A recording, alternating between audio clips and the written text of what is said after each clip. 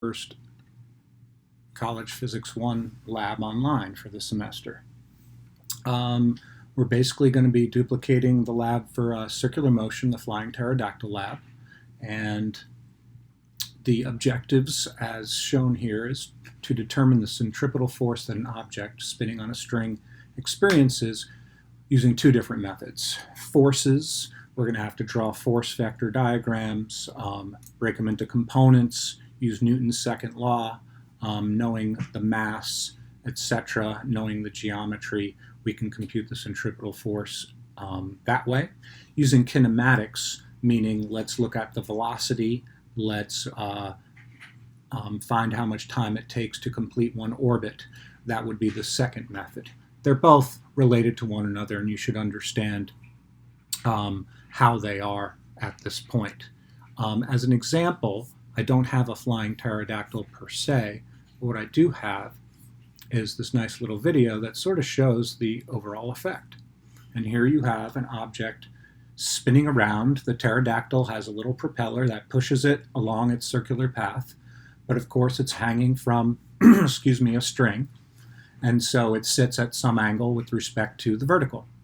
Notice the tension force is directed along the string, and the weight force is directed straight down. You'll also notice not a force, but the acceleration is towards the center of the circular path. So the real key is going to be, let's play that again, the real key is going to be, where's the centripetal force? Well, A, as you see here, is the centripetal acceleration. So mass times centripetal acceleration is centripetal force. So that's the force keeping it moving in a circular path. Also notice the angle theta up here. We're going to be looking at a two-dimensional view of this, so just familiarize yourself with this picture. Going back to our work here, we're going to assume a couple given values. So we have a certain mass. Let's draw our little diagram here. Here's my little mass m, which is the pterodactyl, and it's spinning on our string. And that string is fixed to some point up here. And in a sideways view, you would see it rotating. Well, more of a perspective view like this, where this is the radius of the circular motion. And at this point, it would be coming out at us, coming out of the page here with a velocity v and going back into the page here like that. So there's our setup. Our angle theta is from the vertical. Oops. And that's right in here. Our length, capital L, of the string is here. And that's basically the setup. If it's spinning at uniform speed v in the circular path with radius r, then this is an equilibrium situation, meaning it's neither going up nor down, so it has the sum of the forces in y equal to 0. But we do know what's happening in the circular direction, in the radial direction, excuse me. There's a centripetal force this way. And so we'll have to look at Newton's laws to get things straight. So you're asked to measure the mass of the pterodactyl, get the length L of the string, and then measure the height h that the plane of the circular path, makes with the ceiling, with the pivot point. We're going to need to have done that. Well, it's very easy for you if we just give you values. Your mass was 0.3 kilograms, 0.30. Your length of string was 0.88 meters. And the height you measure, h, is equal to 0.53 meters. Last, you had to find the time period, right? Time for one orbit, what we did is give you the time. You're going to sit there and watch it orbit 20 times, and then, so T for 20, we're going to tell you here. This is what you experimentally measured if you don't remember doing it.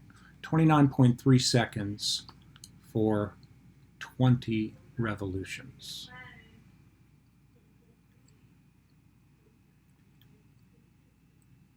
Okay, so that's all the experimental data you have. And I'm expecting that you've read through the lab report, the lab write-up, so you're familiar with all of this stuff. Okay, let's first look at the force method.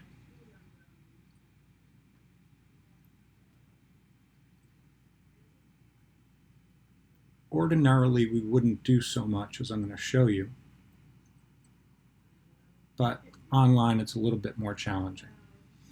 Okay, so let's take a look at this mass here and look at all the forces on it. There's M, boom, boom, boom, and here's our y-axis, here's our x-axis,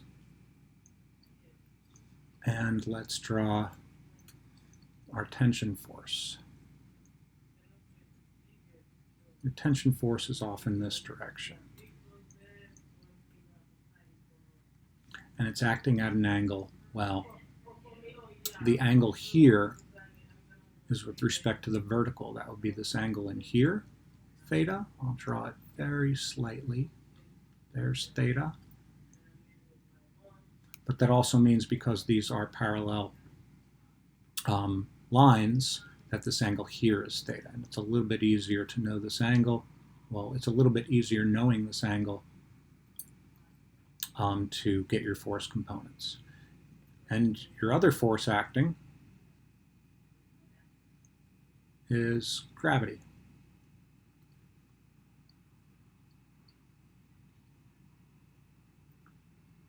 Those are the only forces acting.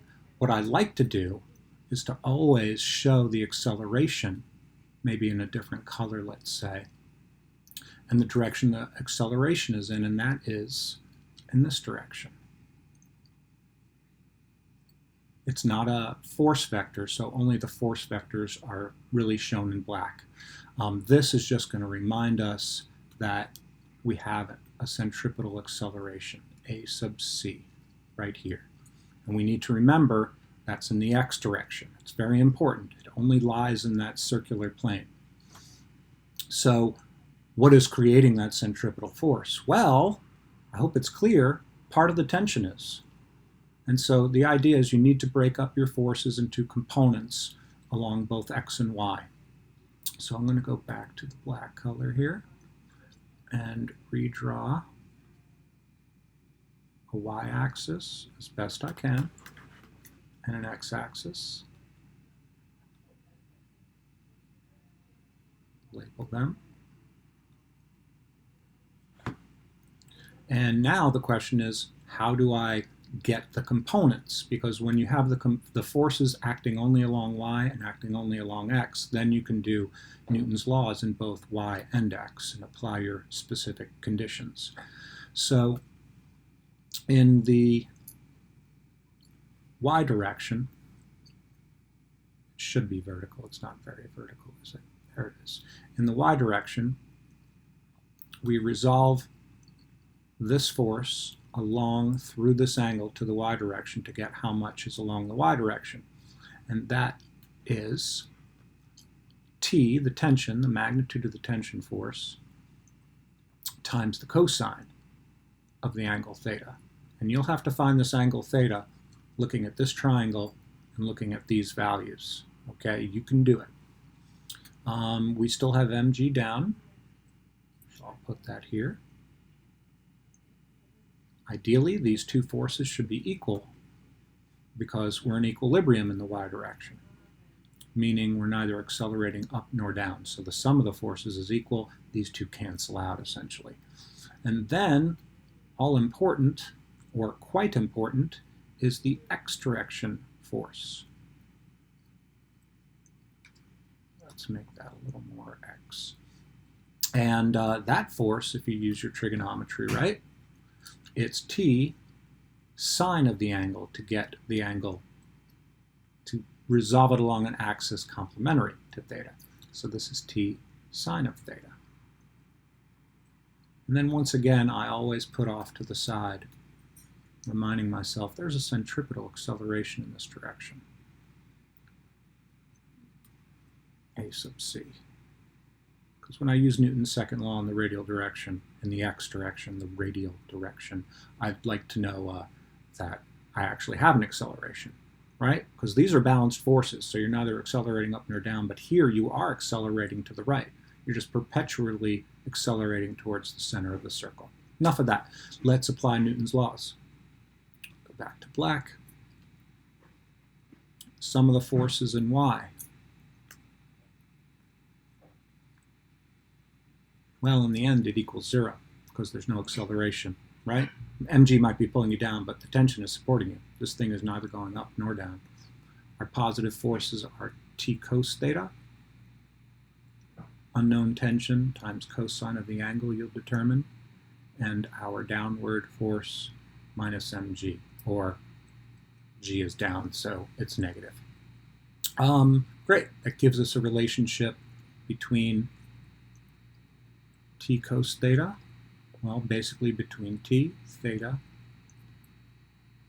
m and g, and it makes sense. T cos theta supports the object's weight. The sum of the forces in the x direction is not equal to 0. There's an acceleration in the x direction. It's mass times a sub c. Or we could just call that the centripetal force. And the force doing that is, in the positive x direction, t sine theta.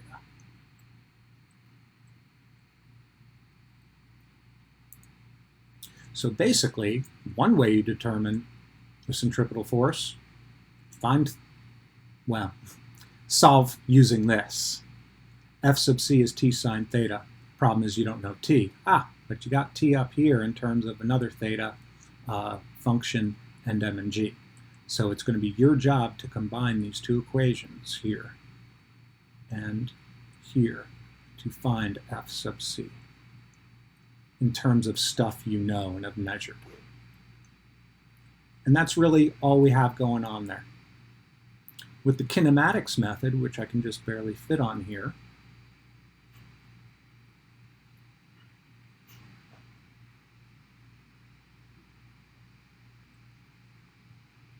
what we're doing is using the timing.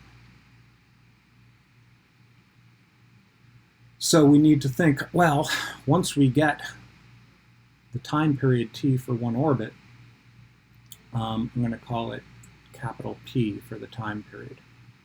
A second and a half or something. If you know 20 revolutions is 29.3 seconds, and they're all equal, how much is one revolution? That will be the time period P. We've got to notice a couple things, but first off, centripetal force is given by mass times centripetal acceleration, but we know centripetal acceleration in terms of the speed v of the object in circular motion and the radius of the circular motion. The problem is, right, so you have, well, you can find r again. It's in this right triangle right here. So you should be able to find r. But how do we find v? And that's pretty basic. Since we know the speed is constant in the path, then the speed must be the total distance in one orbit, the circumference of the orbit, 2 pi r, is the circumference of a circle, and the time it takes to complete one orbit, which is the period p, which you measured. So you know p, you should know r. There are those little things. You know p, you know r. You can calculate the velocity v in meters per second. Put that into here. You now have your centripetal force. So basically, this is the outline. Your lab instructor will be expecting a certain lab report that he deems. So at this point, I would hope you would talk to your lab instructor about how to follow the directions and get the lab done correctly. So thank you.